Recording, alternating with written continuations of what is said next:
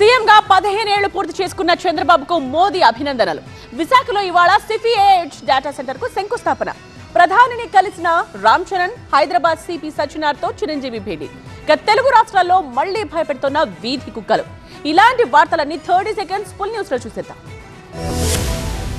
AP సీఎంగా 15 ఏళ్ల పదవీ కాలాన్ని పూర్తి చేసుకున్న చంద్రబాబుకు ప్రధాని మోదీ శుభాకాంక్షలు తెలిపారు. చంద్రబాబుకు ఫోన్ చేసి మోదీ ఆయన్ను అభినందించారు. ఈ విషయం గురించి ప్రధాని మోదీ ఎక్స్ వేదికగా పోస్ట్ చేశారు. చంద్రబాబు రాజకీయ జీవితం అంతటా ఆయన భవిష్యత్తు దృష్టి, సుపరిపాలన పట్ల నిబద్ధత స్థిరంగా ఉన్నాయని ప్రధాని మోదీ ప్రశంసించారు. ఆంధ్రప్రదేశ్ సంక్షేమం కోసం ఆయన ఉద్యోగంతో పనిచేస్తున్నారన్నారు. ఈ సందర్భంగా ప్రధాని మోదీ చంద్రబాబు నాయుడుతో తన సుదీర్ఘ అనుబంధాన్ని గుర్తు చేసుకున్నారు. తామిద్దరం 2000వ దశకం ప్రారంభంలో ముఖ్యమంత్రులుగా ఉన్న సమయం నుంచి అనేక సందర్భాల్లో చంద్రబాబుతో దగ్గరగా పనిచేశారని మోదీ గుర్తు చేసుకున్నారు.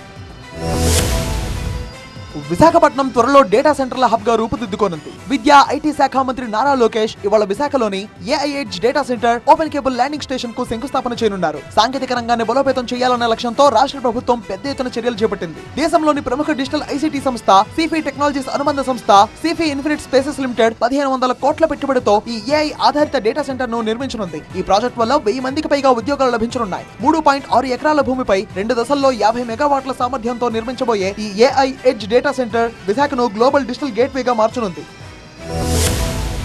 రామ్ చరణ్, ఉపాసన దంపతులు ప్రధాని మోదీని కలిశారు. ప్రధాని మోదీని కలిసిన రామ్ చరణ్ దంపతులు కొద్దిసేపు ఆయనతో ముచ్చటించారు. ఇందుకు సంబంధించిన ఫోటోలను రామ్ చరణ్ తన సోషల్ మీడియా ద్వారా షేర్ చేశారు. రామ్ చరణ్ ఇటీవలే ఢిల్లీ వేదికగా ఆర్చరీ ప్రీమియర్ లీగ్ ను ప్రారంభించారు. ఈ క్రమంలోనే మొదటి ఆర్చరీ లీగ్ విశేషాలను ప్రధాని మోదీకి వివరించారు రామ్ చరణ్. మోదీని కలవడం తనకు గౌరవంగా ఉందన్నారు రామ్ చరణ్. ఇక hero Chiranjeevi Hyderabad police commissioner VC Sajjanar ను మర్యాదపూర్వకంగా కలిశారు. హైదరాబాద్ సిపిగా ఇటీవలే బాధ్యతలు స్వీకరించిన నేపథ్యంలో సజ్జనార్ ను కలిసి శుభాకాంక్షలు తెలిపారు. గతంలో సైబరాబాద్ సిపిగా పనిచేస్తున్న సమయంలో కరోనా సమయంలో ప్లాస్మా దానం ప్రాముఖ్యతపై ప్రజల్లో అవగాహన కల్పించేందుకు ఇద్దరూ కలిసి పలు కార్యక్రమాల్లో పాల్గొన్నారు.